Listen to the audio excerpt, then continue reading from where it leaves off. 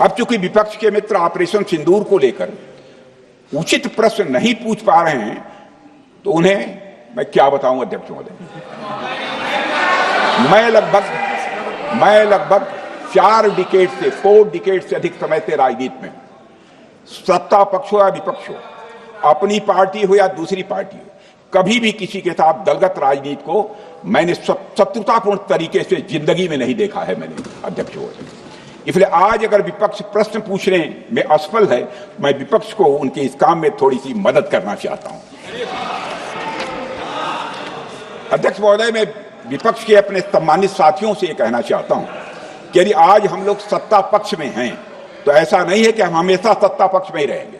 यह आवश्यक नहीं है, किसी के लिए आवश्यक नहीं है। एक लंबा समय हमने विपक्ष का काम किया है, एक लंबा समय हमने सरकारों से सवाल पूछने में लगाया है।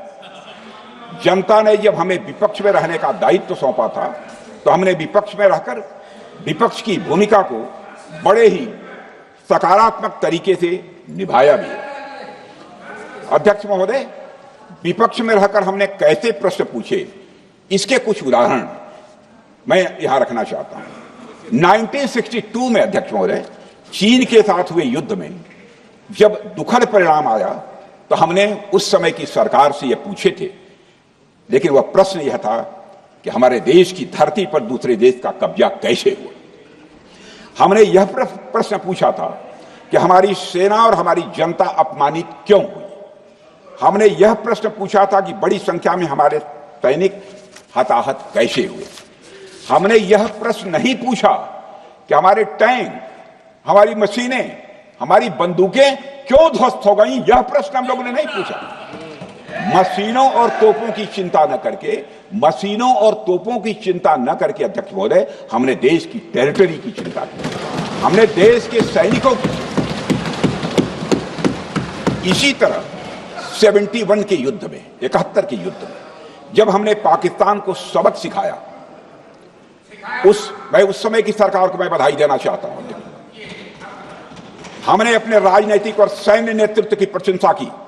हमने ये नहीं देखा कि किस दल की सरकार है, किस विचारधारा की सरकार है, इसकी चिंता नहीं की कभी। हमारे नेता अटल बिहारी वाजपेयी ने संसद में खड़े होकर उस समय के नेतृत्व की प्रशंसा की थी। हमने इस बात की खुशी जाहिर कि हमने अपने शत्रु को सबक सिखाया। हमने उस दौरान यह प्रश्न नहीं पूछा कि इस सबक सिखाने के दौरान में भारत के कितने प्लेन्स गिरे, भारत के कितने इक्विपमेंट्स बर्बाद हुए। यह प्रश्न अध्यक्ष महोदय उस समय भी हम लोगों ने नहीं पूछा। अध्यक्ष महोदय, यदि मैं इसे और भी प्रैक्टिकल तरीके से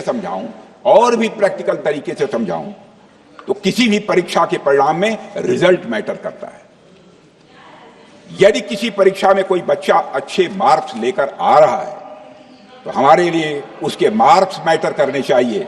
हमें इस बात का ध्यान नहीं रखना चाहिए कि एग्जाम के दौरान उसकी पेंसिल टूट गई थी या उसकी पेन खो गई।